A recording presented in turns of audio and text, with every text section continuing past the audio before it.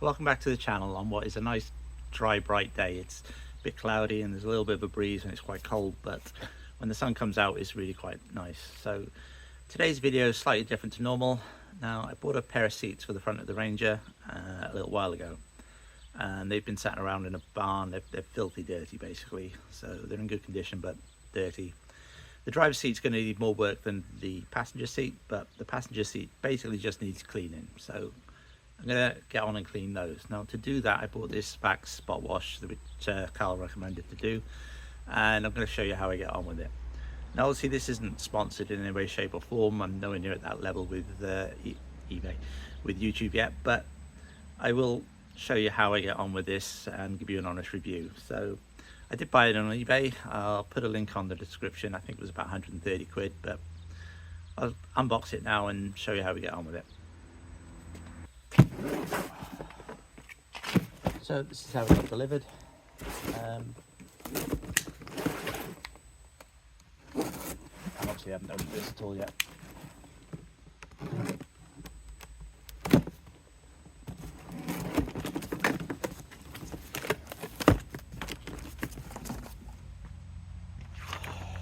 Some information.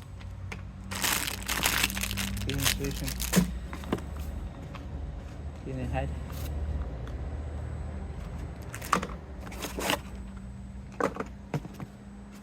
Got a rubber brush.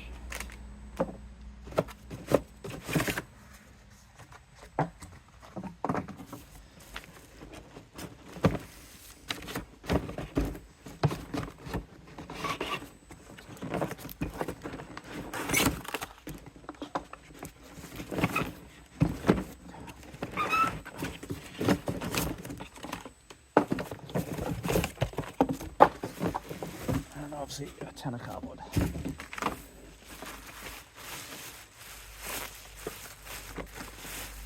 So this model is the Spot Wash Home Duo. I'm not sure what the difference is, but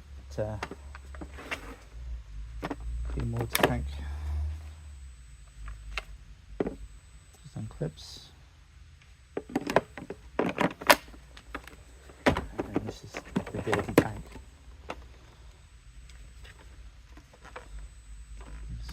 That to release. So that's how you empty that one. This seems straightforward enough.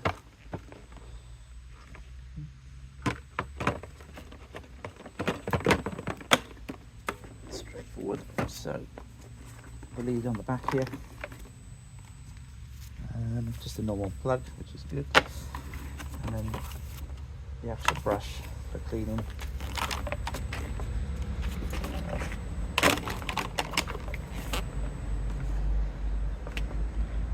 That's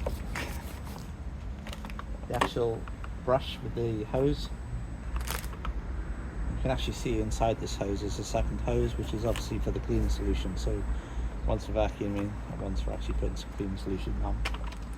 So this must be that's interchangeable with that one, depending on what sort of thing you're doing, which is handy. This brush obviously looks the same, it's just smaller. And then this one is for tight little spaces, which actually that would come in quite handy, I would have thought, for doing bits in the car.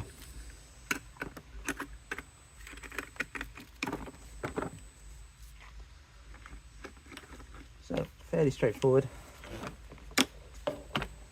Put it back, pipe, and the cable goes around there. Really straightforward. On and off button, obviously.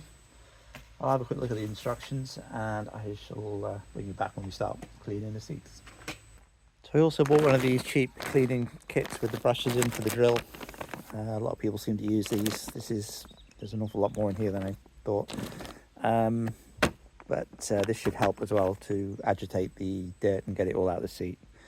So we use the Vax on it, get the worst of it off, give it a spray with something, get the brush on it, give it a good brush over, then Vax it again, and we'll let it dry and see what the result is. So this is the clean water tank from the Vax, and you saw me lift it off earlier. It just lifts out really easily. But the writing for the level is actually upside down. So To fill it up, all I need to do is actually unscrew this and then put it under the tap, put some warm water in it up to 40 degrees, and then put the cleaning solution in and get going. So I'll go and fill this up and we'll make a start. Just going to brush the worst of it off with this nylon brush that came in the other kit.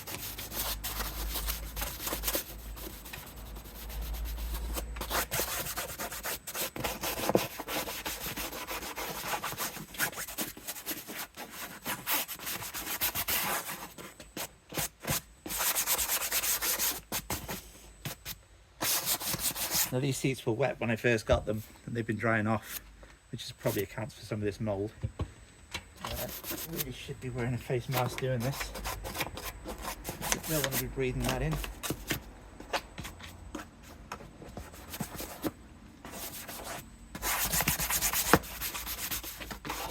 And a bigger brush would probably be better for this. Get the worst of it off.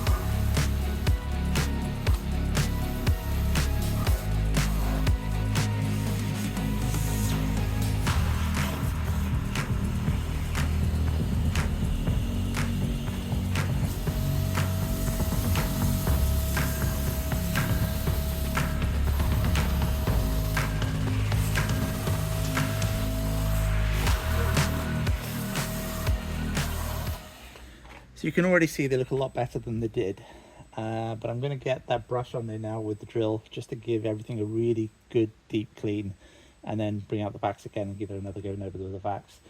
All the plastics obviously need a good scrub and then a good wipe over. I'll just get some upholstery cleaner on there, and I'll pull you back a bit so you can get a better view. So this is just some upholstery spray stain remover. Put that on there just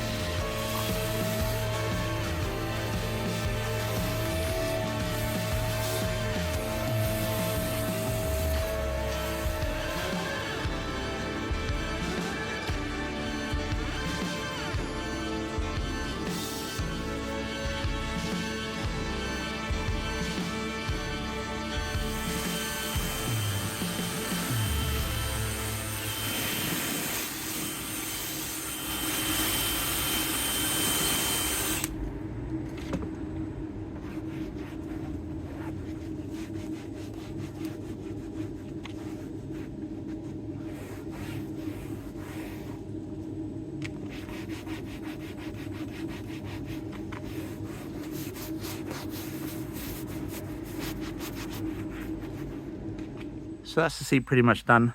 I'm going to let it dry off now and just see what it looks like, because obviously it looks clean at the moment, but it's all wet, so it will look clean.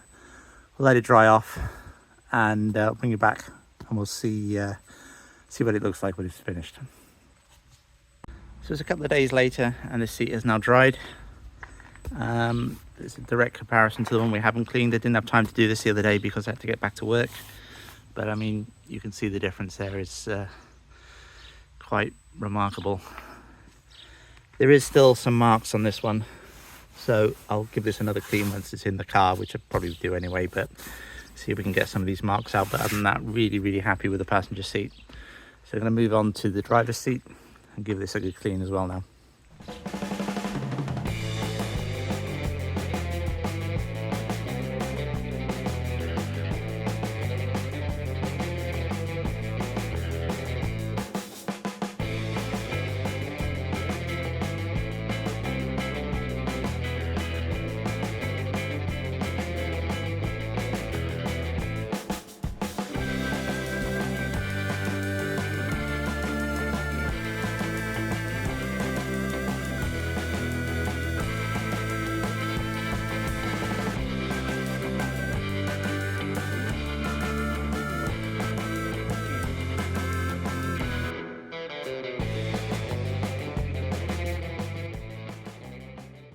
So back to the backs for a second. I am really very impressed with this. It's going to be really handy, especially for doing the cars. And again, this is the home one, so it does bits and pieces all around the home as well. Again, it's only a spot wash, but for doing seats and stuff like that in the cars, it's really handy. My only issue with it really is the length of this hose. It really could do with being slightly longer. Now there are different models obviously, and whether or not different models have different length hoses is not really something I looked into too deeply. Somebody recommended I get one, so I got one. But it works really well, and for stuff like this it really is a godsend. That's the driver's seat all cleaned up ready. We just need to leave it dry off now, and then we can put it in the Ranger. So there is a slight cigarette burn here, obviously the wear on the bolster here. There's a few spots again on this back piece here, but we can clean that again when it's in the Ranger, and the wear on the bolster on the side. But obviously it's an awful lot better than the one that's already in it. Now at the start of the video I did mention that this seat had an issue, and some of you may have already spotted that this is an electric seat, and the ones that are in the Ranger currently aren't electric, so there's no wiring for these. Now hopefully that's just going to be a case of adding power. Now I have the pigtail, the plug is the same, it's just bolts on. Obviously there's more plugs coming out the back of it. So the plugs that are currently in the Jeep will work with this one. It's just for the airbags and for the seatbelt sensor. But on this one it obviously is electric seat, so it's got electric adjustment and it will need power for that. Now I'm not sure if these seats are heated too, because there's more plugs on the passenger side seat than is currently in the Ranger. So if anybody does know if these seats are heated as well, you can have a look into that and maybe get that wired up as well. But handy that these came with the pigtail from the original loom, which makes life a lot easier because I haven't got to buy plugs and bits and pieces to go in here. It's already there. I can just pull this apart, find out what wires need power and wire them up in the Jeep. We need to eliminate the motors and the airbags, because obviously I don't want to set the airbags off while I'm doing this, so I do need to be very careful. But that'll all be in the next video. So I'll see you again shortly, and thanks for watching.